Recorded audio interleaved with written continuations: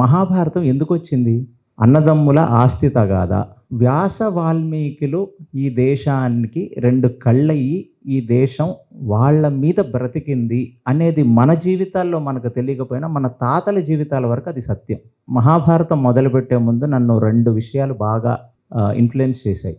రాముడు అసలు ఎందుకు వచ్చాడు భూమి మీదకి అంటే నాకు ఎవ్వడు కరెక్ట్గా ఆన్సర్ చెప్పలా. ఏ సినిమా వాళ్ళు కరెక్ట్గా దాన్ని తీయలేదు. రాముడు మనిషి కోసం రాలేదు. For your information. అసలు కొన్ని దేవతల్ని ఎందుకు రక్షించాలి? అది మన తల్లిదండ్రులు ఎందుకు చెప్పలేదు మనకి?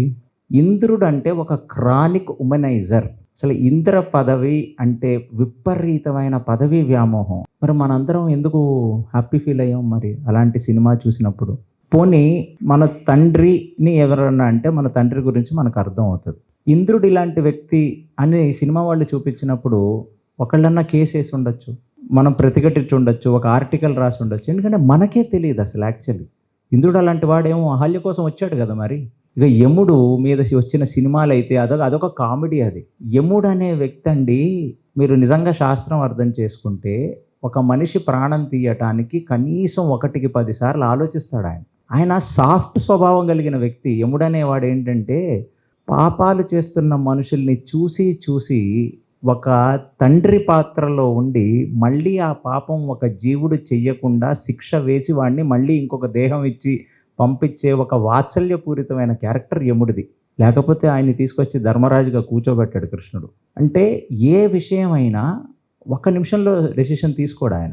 ఒక విషయాన్ని 10 కోణాలలో చూసే వ్యక్తి యముడు.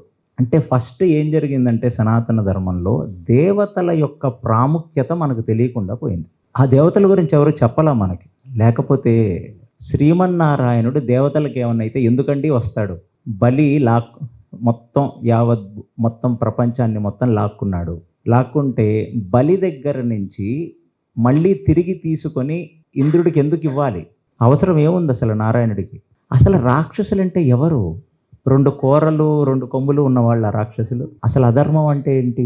ఈ మూలాల నుంచి మనకి మన శాస్త్రం అర్థం కాకపోతే, అంటే ఫస్ట్ బేసిక్స్ తెలియలా మనకి. రాముడు దేవతల గురించి వచ్చాడన్న సంగతి నిజంగా ఎంతమందికి తెలిసిందండి? మనుషుల గురించి రాలేదు ఆయన. దేవతలు చాలా బాధలు పడుతున్నారు, తద్వారా వాళ్ళు వాళ్ళ ధర్మాన్ని చేయలేకపోతున్నారు. అంటే అరాజకత్వం అంటాం. అంటే ఏంటి? ఏ రాజు లేకపోతే ఒక సొసైటీలో ఉండేది అరాజకత్వం.